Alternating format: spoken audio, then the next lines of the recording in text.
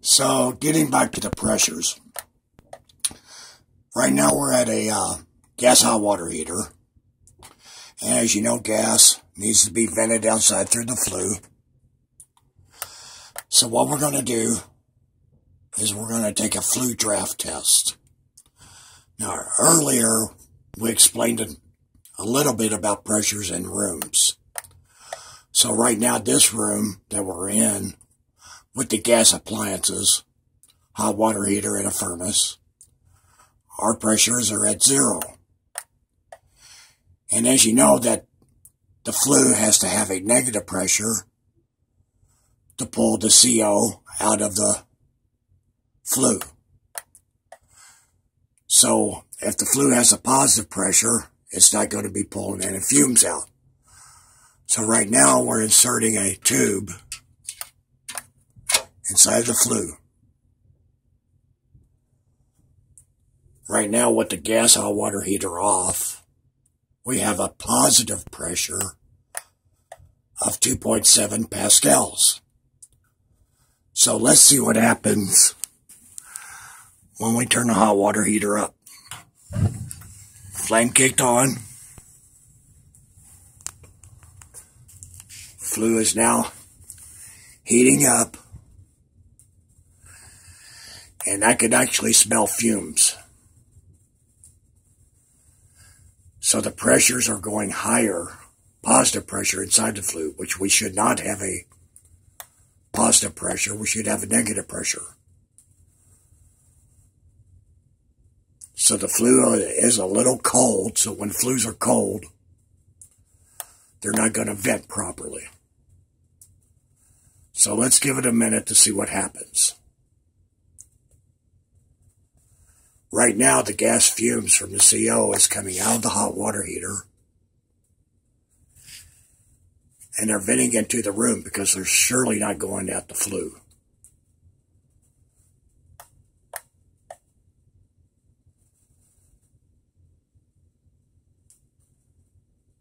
So we're up to 6 pascals on the positive side.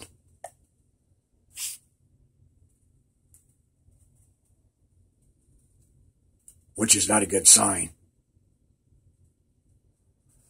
Now remember, the room pressure is at 0.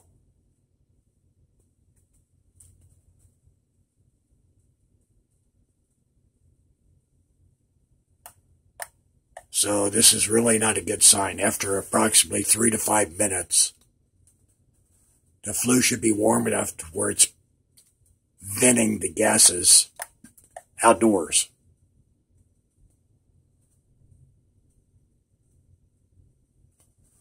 So the gas furnace is off. It's not operating.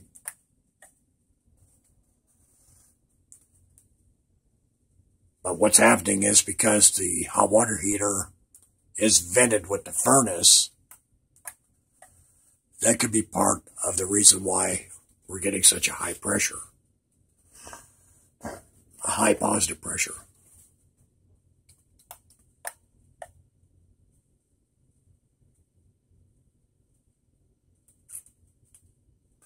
So whenever you do this type of test, you should drill a hole into the flue approximately 1 foot above the hat on top of the hot water heater.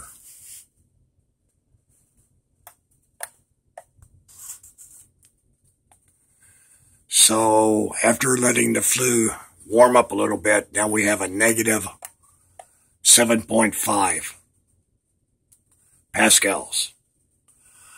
So the vent is venting properly and venting very well.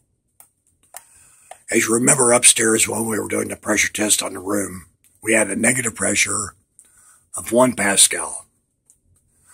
So if this hot water heater was in the same room as the pressure test with a negative 1 pascal, then we would just simply subtract that from the readings that we're getting now, which would make this actually a negative 6. Because you don't want a negative pressure inside the room where the gas appliances are. You want more of an equal pressure zero pressure in the room. You don't want a negative pressure where gas appliances are. So this is our combustion analyzer. Once again, we're back at the hot water heater. We stuck our analyzer measurement tube down the throat of the hot water heater. And what we're going to do, we're going to see the efficiency.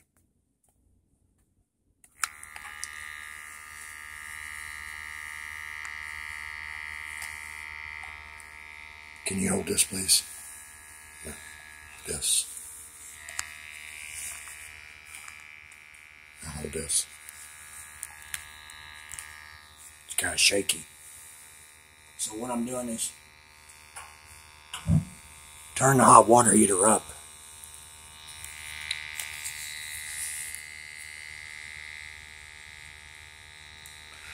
So now we're getting readings. You can see the stack temperature going up. That's the heat. And down near the bottom, you got the efficiency, 84%.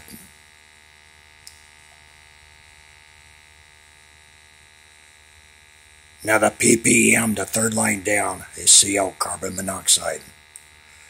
So the more it goes down, the more efficient the hot water heater is burning. That's less fumes, less gas. See the stack temperature climbing.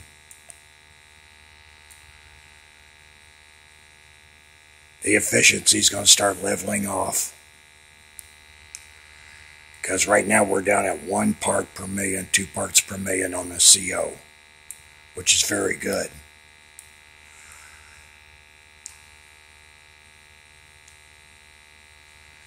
It generally takes 5 to 7 minutes to do this reading after the hot water heater has heated up and the stack temperature starts leveling off.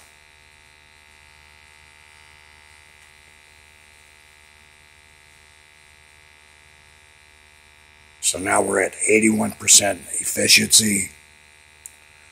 The ppm on the CO is 1 part per million. And the stack temperature is approximately 450 degrees.